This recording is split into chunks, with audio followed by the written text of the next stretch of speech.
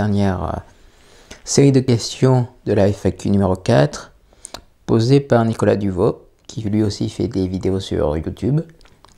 Voilà, il fait des critiques de films et tout ça, voilà, etc. etc. Donc allez-y, Nicolas Duvaux, vous trouverez ça sur YouTube très facilement, je pense. Alors, penses-tu que les films de cette année seront mieux que 2013 ou pas? Alors ça, j'ai envie juste de te répondre que non, pas forcément, parce que juste on parle souvent d'années catastrophiques pour le cinéma, etc., etc.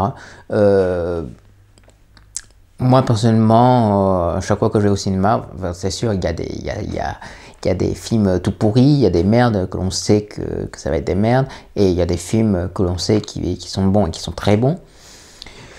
Mais après, je sais pas, à chaque fois j'entends de partout, que ce soit chez les professionnels autant que chez les amateurs, j'entends dire année catastrophique du cinéma, il y avait que des films tout pourris, ou alors année bénéfique pour le cinéma, c'était que des super films et tout.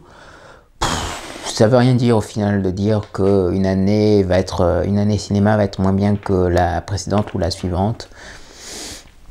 Non, moi personnellement je suis jamais déçu d'une année cinéma. Il y a souvent évidemment des très bons films et des pas bons films quoi, et enfin des très mauvais films même, j'ai envie de dire. Donc voilà, ça dépend. Mais moi je pense pas que voilà, cette année ce sera mieux ou moins bien que l'année dernière. L'année dernière c'était bien, cette année ça a l'air d'être bien, voilà. J'ai vu des bons films pour l'instant. Donc, et tant mieux quoi. Qu'est-ce que j'ai vu en termes de bons films? Par exemple, il y a Le vent se lève de Miyazaki. Qu'est-ce que j'ai vu d'autre de vachement bien? Enfin, bref, c'est pas grave. Mais voilà, ça dépend aussi du point de vue de la personne. Une personne va dire que l'année cinéma a été pourrie par rapport à l'année dernière. Voilà. Mais moi, personnellement, maintenant, j'ai plus trop envie de me prendre la tête. Voilà, si un film me plaît, ben il me plaît. Voilà, point barre. Et s'il me plaît pas, ben il me plaît pas. Voilà. Ensuite, que penses-tu de Quentin Tarantino sur la façon dont il réalise ses films? Bon, je crois que je me suis un peu exprimé, alors apparemment pas très bien, ce qui paraît, merde. Attendez. Donc, déjà, primo, humainement, je trouve que Tarantino, pour ma part, c'est devenu un espèce de connard narcissique, égocentrique, qui adore se faire sucer la bite comme pas possible, parce qu'il sait bien évidemment que ses films vont être adulés. Ensuite, moi, sur sa façon de réaliser, je dis pas qu'il réalise mal. Le mec, heureusement qu'il sait bien réaliser, le gars.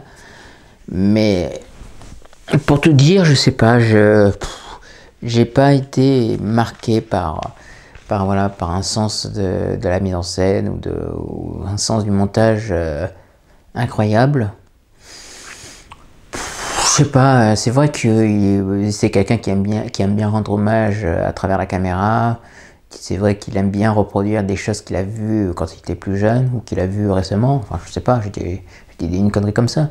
Mais non, je suis pas du tout marqué. Ado, j'aimais bien le cinéma de Tarantino. Je dis bien j'aimais bien. Parce que j'avais vu une quinzaine de fois, sans déconner, Pulp Fiction et Reservoir Dogs. Et voilà, je trouvais ça excellent. Je me rappelle, quand j'ai vu Reservoir Dogs, waouh, j'en revenais pas, je trouvais ça génial.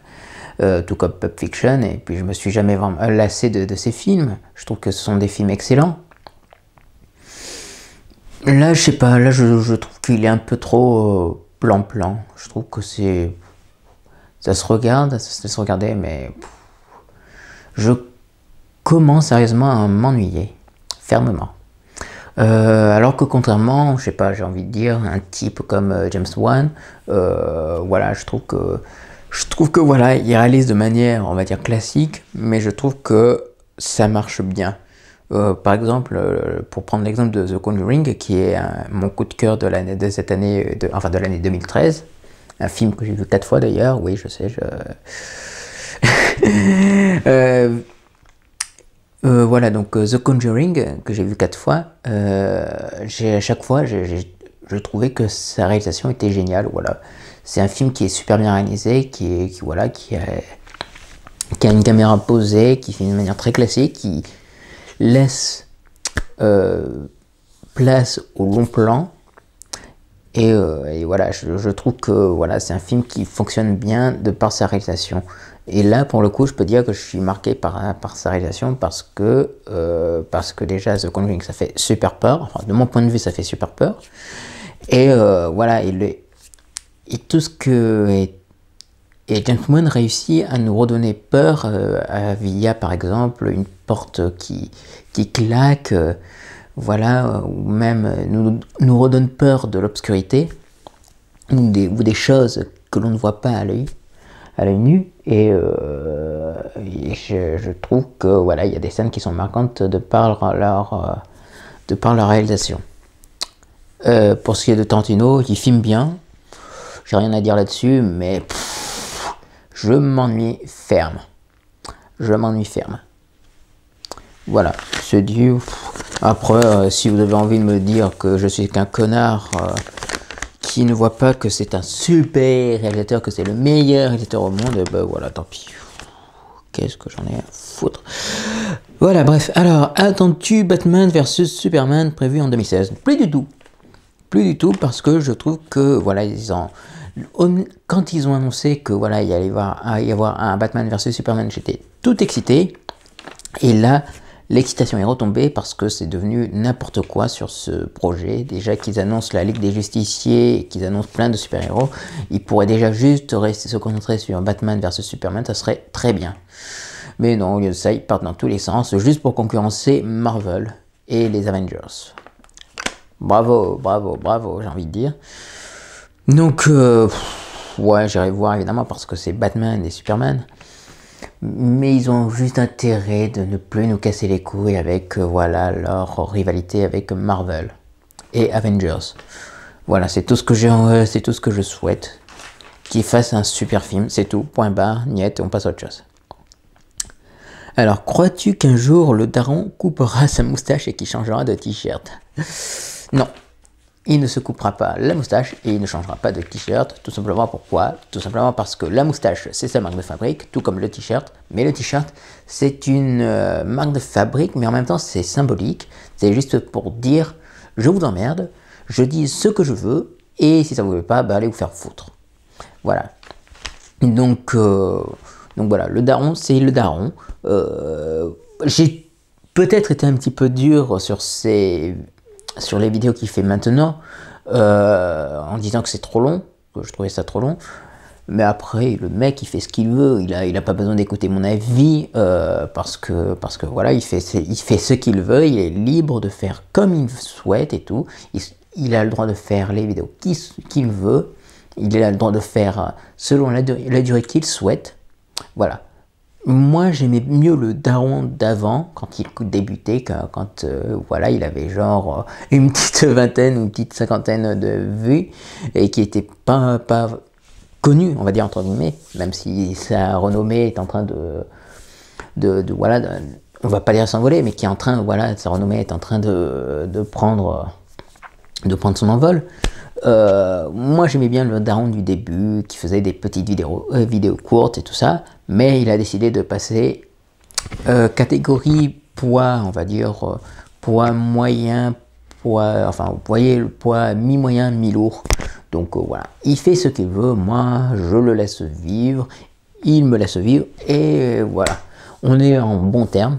Je tiens à signaler quand même, même si voilà, on discute moins qu'avant, mais voilà, le type est libre et il fait ce qu'il veut et j'en suis ravi pour lui. Voilà, donc voilà, le daron, lui sans moustache, c'est plus le daron. Et le daron sans son t-shirt fuck you, c'est plus le daron. Donc voilà. Donc on risquerait alors de tuer le daron et ça c'est pas bien.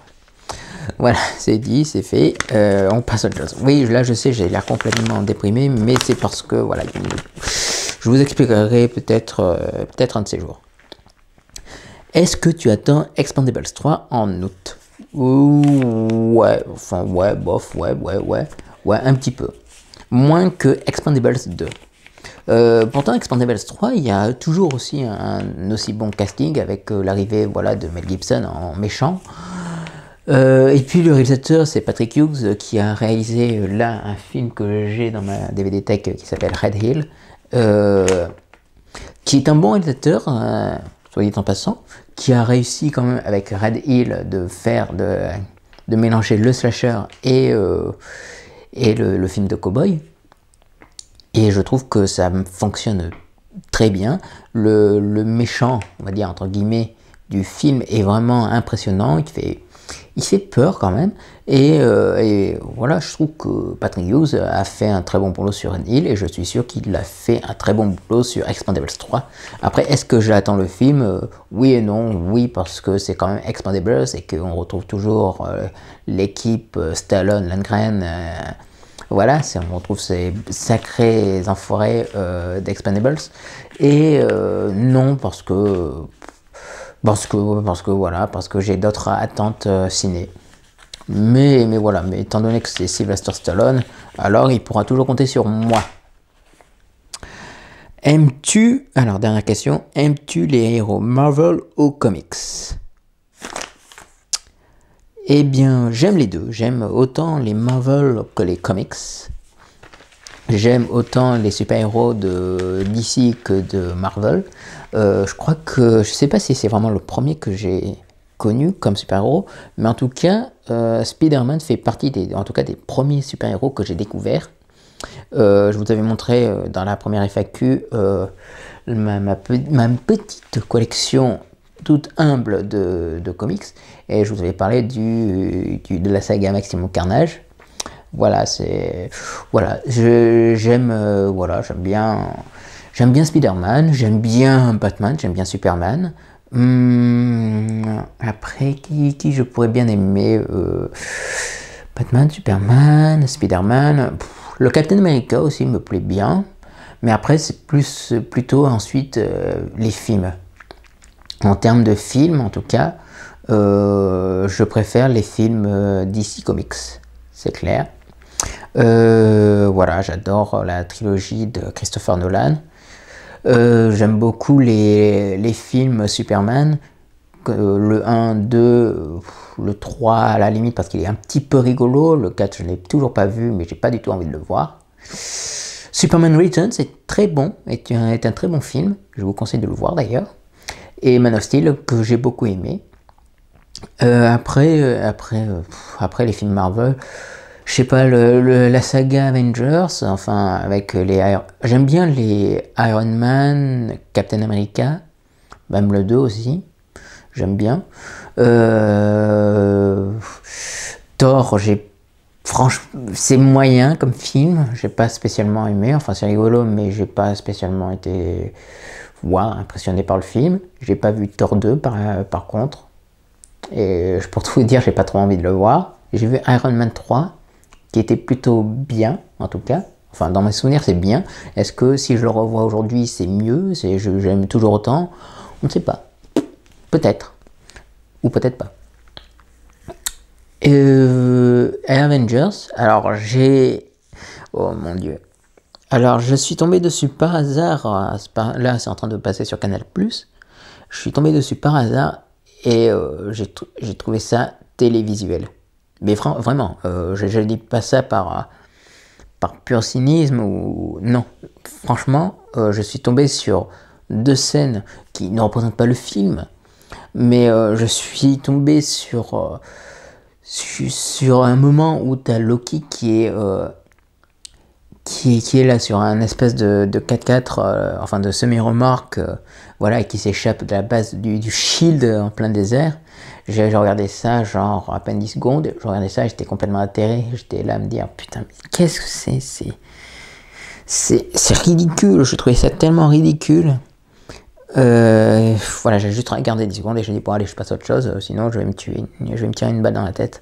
Et ensuite, j'ai vu une autre scène dans le film qui se situe donc vers la fin, la fameuse bataille finale, où tu as Scarlett Johansson, enfin la veuve noire qui est en train de se confronter au professeur là, qui a été manipulé par Loki.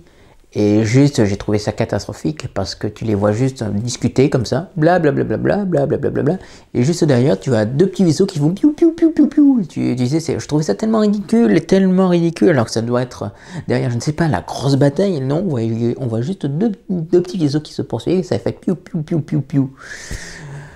Voilà. Donc, ouais, je sais pas. Il faudrait vraiment que je regarde du début à la fin Avengers de nouveau pour me faire un véritable avis. Mais ce que j'avais vu, oh mon dieu, j'en suis pas revenu, j'ai trouvé ça. Oh là là là là. Bon, promis, je regarderai de nouveau Avengers pour me faire un nouvel avis. Mais. Oh là là. Bon. Voilà, je préfère DC Comics que Marvel, même si j'aime aussi Marvel. Mais voilà, mes trois super-héros préférés, c'est Batman, Superman et Spider-Man. Voilà. Et j'aime bien aussi Rorschach, des Watchmen, parce que Rorschach il est quand même excellent. Et puis aussi Punisher. Voilà, ça, c'est mon top 5. Batman, Superman, Spider-Man, Rorschach, Punisher. Et voilà. Donc, merci beaucoup pour tes questions, Nicolas Duvaux. Et à la suite, au suivant. Allez.